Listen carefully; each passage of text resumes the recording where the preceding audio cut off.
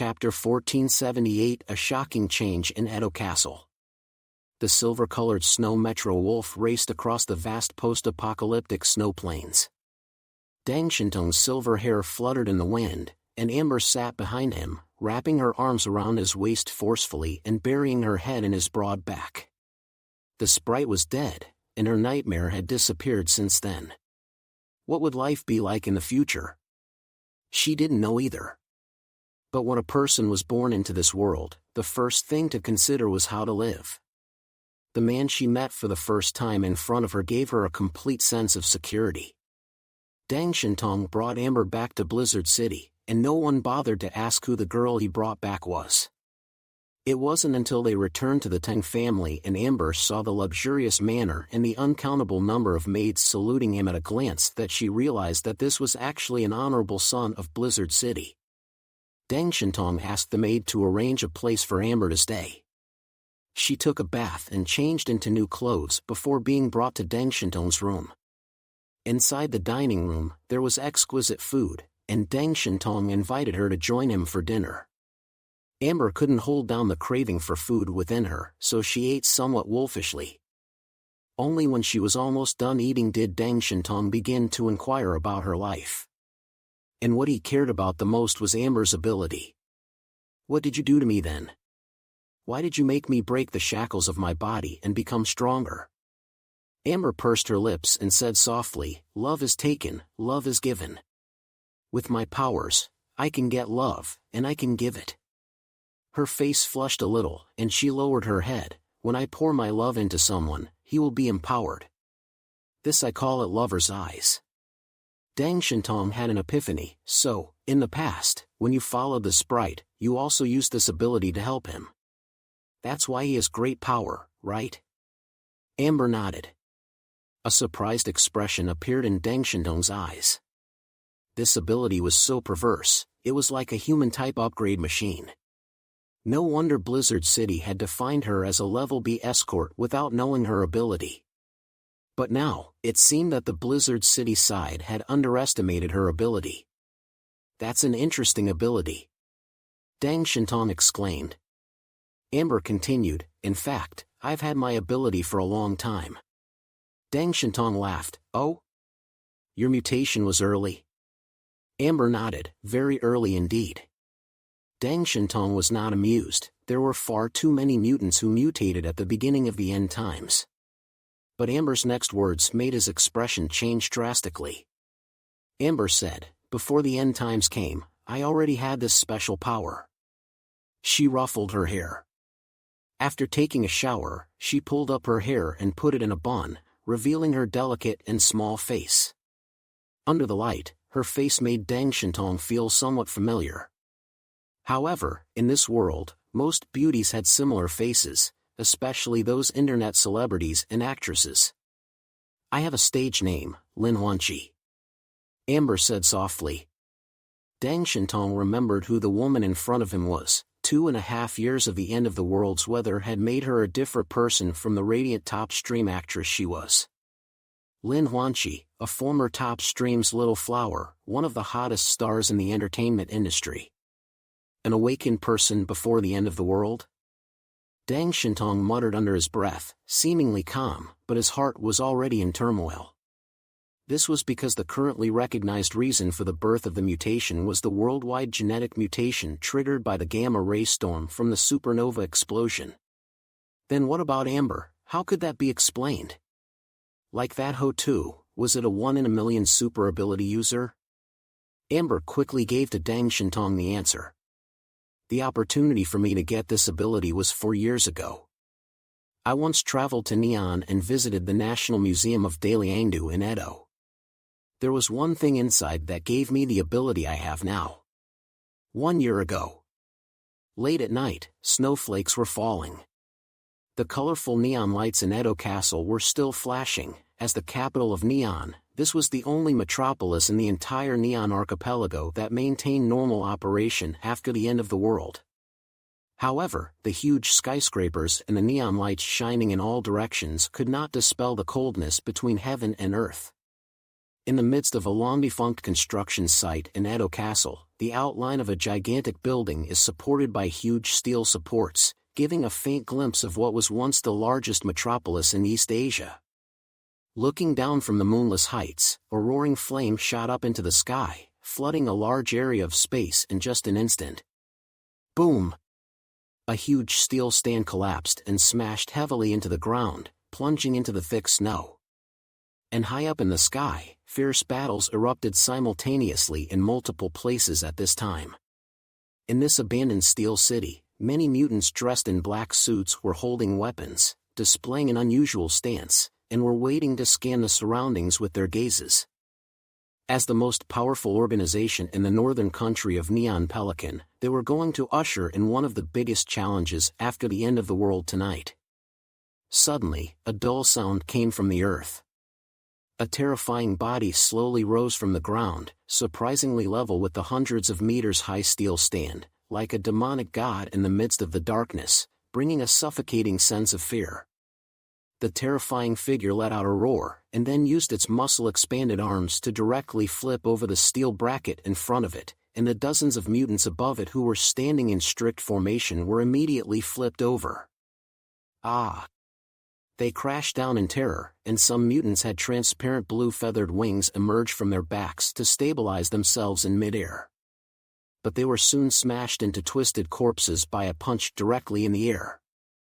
Some mutants flicked out spider silk from their sleeves, tying themselves to a distant building in an attempt to escape, but from the other direction flashed a cold light that cut through the sky, instantly splitting his body in two. In the end, only the bloody upper half of his body was dragged by the spider silk and hung on the cold wall.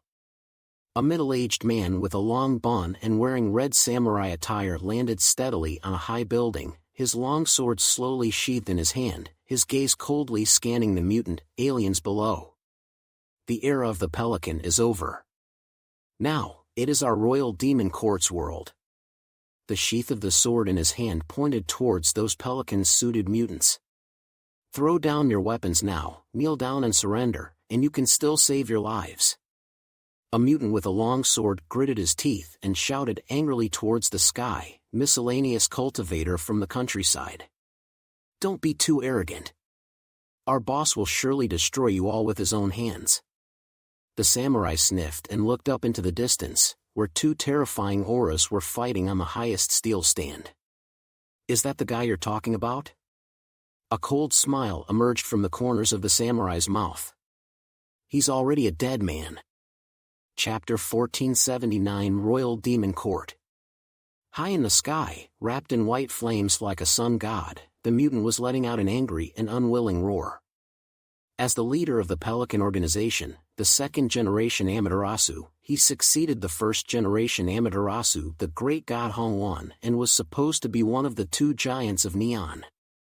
However, half a month ago, he suddenly got the news that the Southern Kingdom's Izumo organization was overthrown. It was said that the second-generation Tsukuyomi died a miserable death, and after being disassembled, it was hung on the walls of Izumo Bay. And it wasn't until this time that he learned that an organization called the Royal Demon Court had suddenly risen in Neon. The entire Pelican organization took this exceptionally seriously, and gathered all the elites of the Northern Kingdom to deal with the Royal Demon Court's impending attack. However, what they didn't expect was that the Royal Demon Court had directly issued a letter of war in an honorable manner. To fight them in Edo and seize the dominion of the entire Neon. Of course the Pelican organization was happy to have a war in their own territory, after all, this was their home turf. And all the mutants, including second-generation Amaterasu, were determined to eradicate the Royal Demon Court once and for all, and sit as the #1 power in Neon. Only, at this moment, second-generation Amaterasu's mouth was spilling blood, breathing heavily, and was in a sorry state. He staggered backward on the steel frame under his feet melted by his flames. And across from him, a boy with curly silver hair, thin as an evil spirit, was gazing at him with a demonic smile. Why? Why? Second-generation Amaterasu yelled in defiance. With the power of the entire Neon, it's impossible to produce a monster of your level.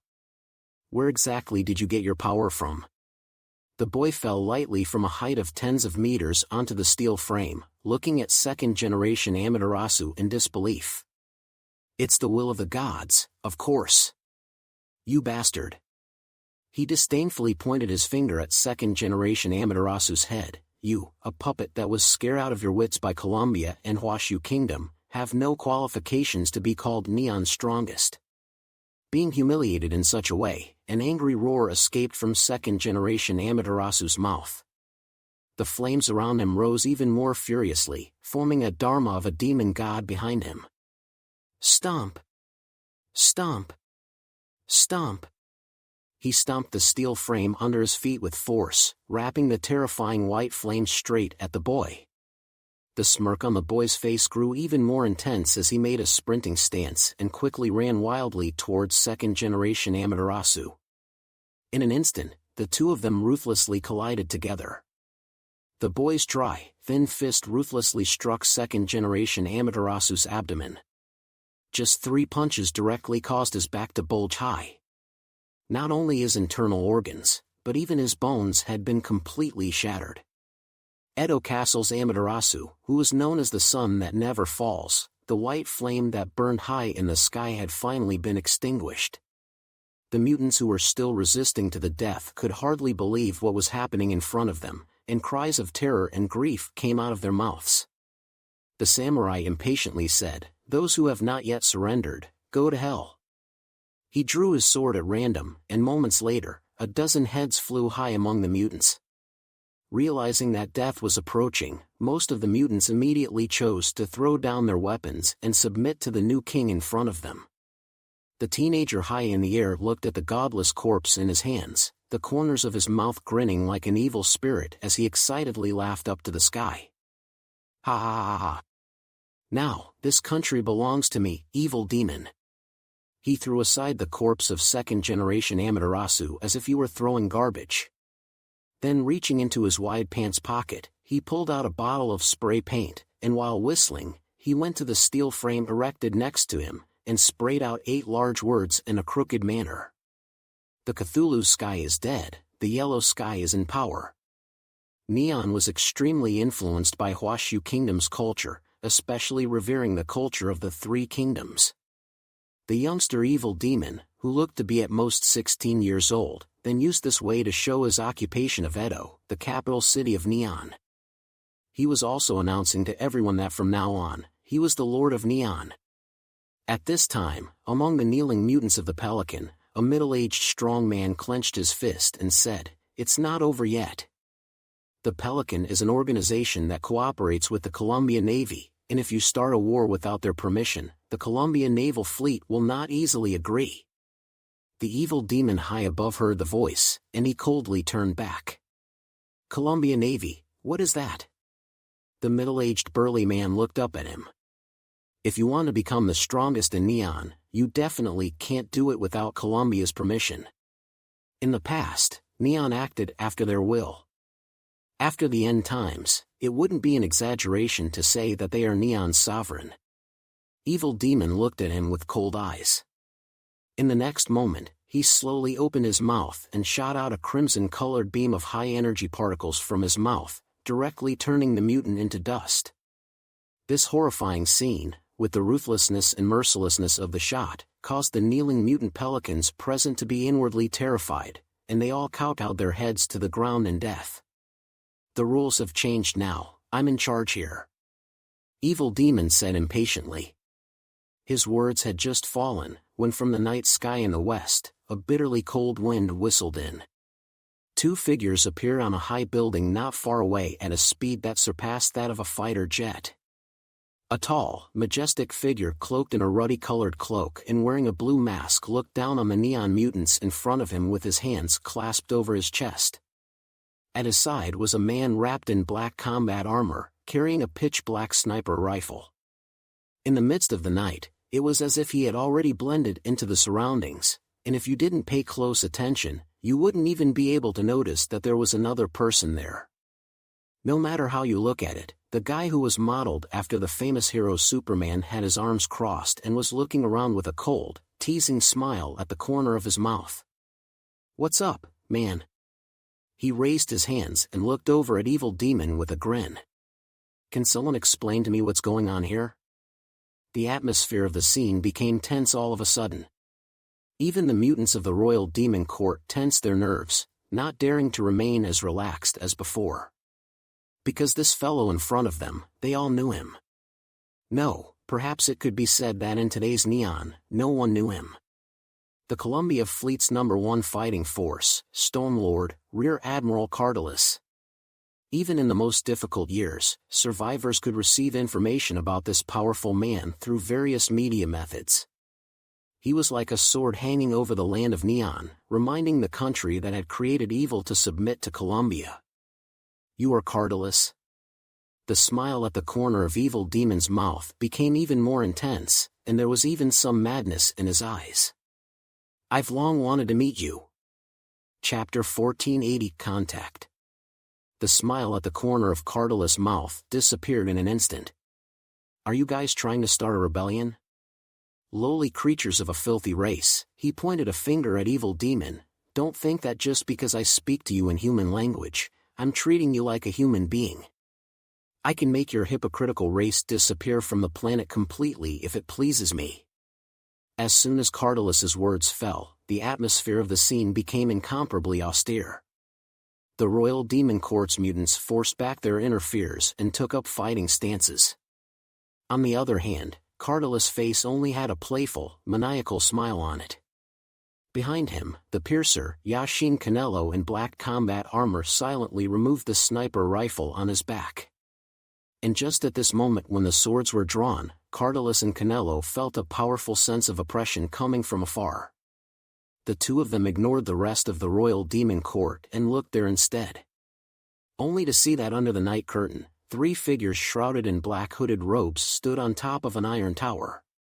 They didn't have any movements or words, their figures were somewhat illusory, and just by appearing there, they brought a huge oppressive force to the 2 Epsilon-level mutants, Emperor Cardalus and Canelo. Hey, so what's the situation here now? A smirk reappeared on Cardalus' face as Twilight cautiously took a slight half-step back so that she could observe the 3 black-robed figures and the evil demon at the same time. Don't you understand? From now on, this place belongs to me. You guys don't come back to cause me any more trouble. The evil demon child pointed a thumb at himself and smiled openly. Canelo's voice jarred a bit through his armor. You can't be naive enough to think that you can fight against us, can you? Even though you have a few mutants who seem to have good strength, you are still vulnerable compared to the #1 power in the world. So, you still choose to be our enemy? As one of the most powerful naval fleets in Columbus Ocean Fleet, the Ocean Fleet possessed the authority to fire the large equivalent Reaper of Love. As long as they were willing, they could destroy the entire Edo in a minute. Evil Demon's gaze clouded over as he sneered, if you want to fish to death, I don't mind destroying you, and the entire Columbus Ocean Fleet. Canelo said slowly, we are not enemies, so it's better to stop here. He put away his black sniper rifle. It doesn't matter to us whoever holds Neon. As long as you can exist as Columbia's partners and help us control the situation in the oceanic region. Evil Demon stared at him and said word for word, however, from now on, you are not allowed to ask about matters within Neon. Here, I call the shots. Cardalus said with an unpleasant smile, this kid is so arrogant. His smile was dangerous, and he always had that same smile when he killed people in the past. Canelo said, he does have the arrogance now. It's better to endure it, Captain. There's no need for us to clash with them here. Canelo signaled the 3 guys in the distance. We don't know the bottom line of these guys, and if we fight, we'll be the ones to suffer. Cardalus took a deep breath, then glared fiercely at the evil demon. Good boy, God bless you. After saying that, a viscous liquid substance floated under his feet, and Cardalus and Canelo rode on it and disappeared into Edo Castle. On the way back, Canelo sent the first information about this place to the naval base. Neon Islands, Edo Castle, mysterious Epsilon-level mutant found. The existence of an unknown civilization is suspected. Hearing Canelo's voice, Cardalus, who was still indignant at this point, let out a long breath of turbid air. "Hey, Canelo. You didn't get a good look at those guys, so on what basis are you sure they're from an unknown civilization?" Canelo explained indifferently, "After the end of the world, most of Neon's resource destinations are within our grasp. From a scientific point of view, it's impossible for such powerful Epsilon-level mutants to suddenly appear. And according to the current outbreaks of mysterious civilization contacts around the world, this is the most reasonable explanation." Timeline back to Zhang Yi's return from the southwest region. After being promoted to the 20,000-point Black Chariot level, Zhang Yi's body once again underwent subtle changes. The kind of murmuring in his ears in his sleep had become more frequent, but he had begun to slowly adapt to it. Because he gradually felt that it wasn't an unknown threat from afar, but rather like listening to some kind of natural voice from the soul. This phenomenon could not be explained by anyone, even the knowledgeable Dr. Zhou Qi and the genius girl Yang Xinqin. He did not slacken himself. During his trip to the Nash country, he had absorbed the origin of two top mutants, Lai and Senbamutu, and now he was slowly digesting it and completely transforming it into his own power. Not only him, but every companion around him had also changed because they had seen the underground civilization with their own eyes. They realized that an underground civilization that existed in the manner of a primitive civilization possessed a power so strong that it was enough to destroy a human kingdom. Then, there were probably more forces in this world that could threaten their existence. That was why everyone didn't dwell on their immediate achievements, but instead stepped up their workouts.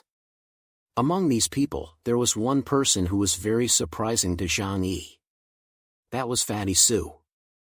After returning from Nash Kingdom, he looked the same as in the past, still being cheeky and heartless from time to time, acting as the manners happy-go-lucky guy. However, when Uncle Yu dragged him to combat training, he was never lazy again, and even quietly practiced more on his own.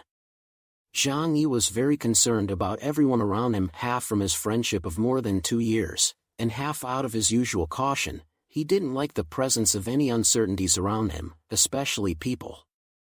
That was why Zhang Yi had specifically approached Fatty Su and asked him carelessly about his reasons for doing so. When Fatty Su heard this, he just smiled nervously and scratched his head. Actually, it's just because of a three-eyed clan member who had a brief encounter. He was just an old man who had studied learning for his entire life, and was bent on following us around and meeting the outside world.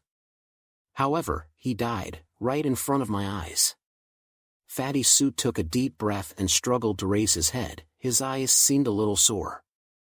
I wondered if he wouldn't have died if I was stronger back then.